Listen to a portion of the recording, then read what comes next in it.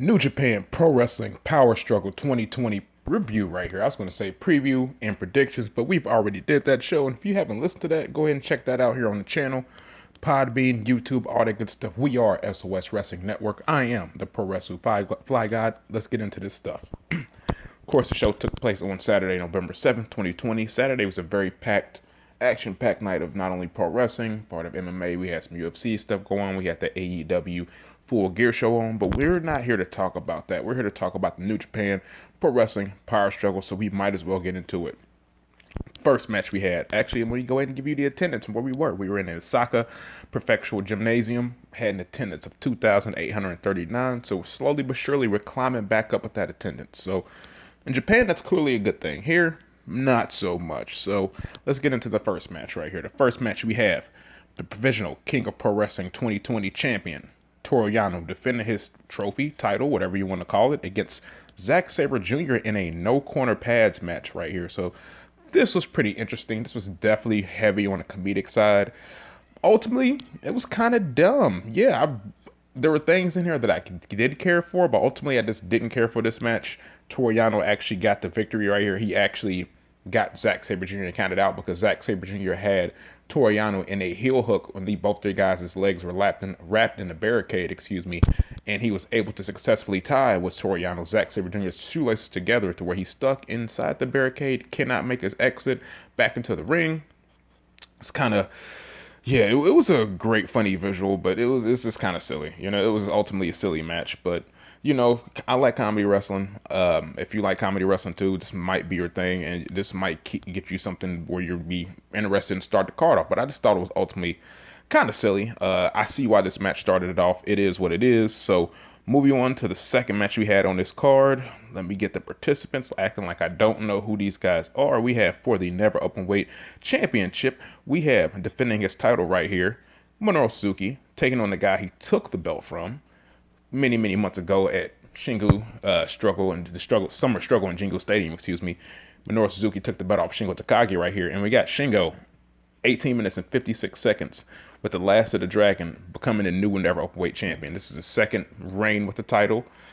This was a really solid match. I like this. I maybe preferred the match they had in Summer Stadium a little bit better. If you preferred that a little bit better as well, if you like this one, that's fine too. So Shingo, he didn't come in this match to fuck around. He was pounding on Suzuki like Suzuki owed Shingo money, and I loved every second of that. Suzuki and his trademark smile, I knew that he was having fun right here. Ultimately, this was brutal, and like I said, maybe not as good as their Jingu Stadium match, but this is still really good right here. So like I said, we got Minoru Suzuki dropping the title to Shingo Takagi, little under 19 minutes, new Never Openweight champion right here. So shout out to the Dragon himself, Shingo Takagi. Next we got Kenta defending his IWGP United States Championship Challenge right briefcase against Hiroshi Tanahashi. And this match was really a lot of fun right here. Kenta, he's such a jerk that even Tanahashi heads into the sunset match. He's full of emotion right here. The crowd loves Tanahashi so much that they broke their no silence rule a few times. This was where I think the show really started to turn around for me right here. This was really good. And I did matches out of order, so this was not the next match. But what I will say, Kenta, he retained his briefcase in about 19 minutes, 57 seconds, a little under 20 minutes with the game over. He taps Hiroshi Tanahashi out. And yeah, this was really good because I did these matches in reverse order. So I just pretty much was supposed to call I can't even think of the dude's name, Okan versus Okada match right here, but of course I did not do that. I'm ending up talking about a match out of order, but it is what it is. So we'll go ahead and talk about Okada, and we'll talk about Okara now. So let me pull up my notes. All right, so next we got, guys, Kazuchika Okada taking on Great Okan right here. There was a lot of ways that this match could have gone, in my opinion. And if you ask me, this match did not go the right way, in my opinion. Okan looked really good when he was on offense, and his interplay with Ospreay on the outside was simple, but it was effective. Okada was the same half-speed self, and it left you with really a lackluster ending, in my opinion. So this did not do what it needed to do, in my opinion. I would have liked to see more out of both of these guys. Like when Okan was on offense, pretty solid stuff. So that's what I take from it. It was not the best showing from Kazuchika Okada. That's been something we've come pretty accustomed to. So that is what it is. So moving on, since I've already talked about one of the briefcase matches, next I'll talk about the second briefcase match here. We have Kota Ibushi defending his G1 briefcase against Jay White right here. And this is fantastic. This match was easily the match of the night in my opinion. Both of these guys have such incredible chemistry together. They had one botch in this match, but that is what it is. You're allowed a botch, and you just had such special matches in that ring. That brought a crowd to a pre-pandemic noise levels that I got a real kick out of. Ibushi is super fast, and White is so smooth and clean with everything he does. This match just looks like they just knew what the other was going to do before they did it. I've run out of the way to see so many New Japan matches, and I tell people to run out of the way to see so many New Japan matches, and this was really, really good, and I think this match will go along into that. And the winner of this match actually happened to be, because normally with the briefcases, you kind of get your rudimentary challenges. The guys who beat the guy in the G1, any defensive briefcase against him goes on the Wrestle Kingdom. All about his business, ho-hum. Everything's cool. Big things popping, little things stopping. We get Jay White getting the briefcase here and the right to challenge contract by beating Kota Ibushi with a backslide. And my jaw literally hit the floor once Jay White beat Kota Ibushi right here, because this is the first time that the briefcase winner lost his briefcase going into Wrestle Kingdom, and I'm just sitting here stunned, just like, wow. I was already when I was watching this match, I was almost already anointing Kota Ibushi to be the guy to maybe take these belts off Tetsuya Naito at Wrestle Kingdom, and as soon as I say that, he's dropping his briefcase to Jay White. So that almost is so hilarious to me. This match was damn good. Go out of your way to watch this match, because like I said, these guys have amazing chemistry together, and I think that will continue for the years to come. So shout out to both Jay White and shout out to Kota Ibushi putting on a damn good match right here. And now we get to the main event. We have 72nd IWGP Heavyweight Champion and the 26th IWGP Intercontinental Champion, Tetsuya Naito, attempting to make his first defense of these titles, taking on a man he knows very well, a man that was in the stable that he brought to New Japan, the first man he brought into that stable in New Japan Pro Wrestling.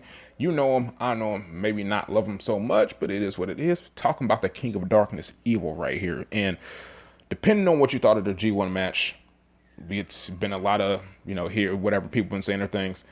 This was maybe their G1 match or their Summer Struggle in Jingle Stadium, which I thought was their best match, and I feel like it's their best match. I hear a lot of people say maybe the G1 match is their best one because it has a condensed time, which I can definitely understand that. This is probably the best they've had. There was expected shenanigans, and then there was some unexpected shenanigans, including the fantastic teases that brought the crowd into an entire frenzy. That was just crazy. Naito, he looked super on, and he looked super on as ever, I think. Evil was thick, and he was naughty as ever, in my opinion.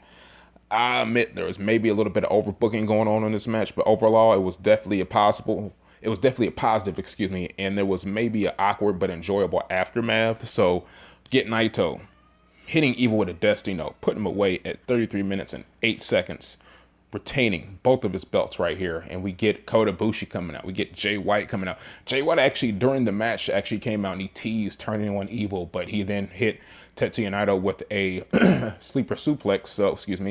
So it's like they're putting the seeds there. We're seeing the seeds of whatever's going to happen between Jay White and Evil whenever that happens.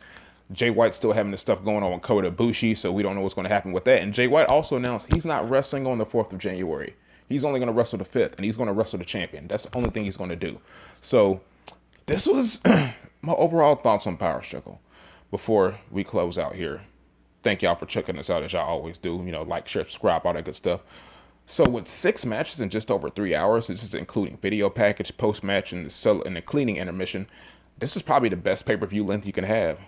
Best still, all 3 matches that came after intermission were good to great, in my opinion, with Shingo Suzuki match also standing well above the other 2 matches that preceded it, or that was around it. This was a really good show. So that's it, guys. That's our review for the New Japan Pro Wrestling Power Struggle 2020 show. Make sure wherever you check us out, you like, share, subscribe, all that great stuff. We are SOS Wrestling Network, and I am the puroresu FlyGOD. I am Blunt Naito, and I am Stardust Yaku. So, man, with all that being said, we about this bitch. I'm going to check y'all later. Peace.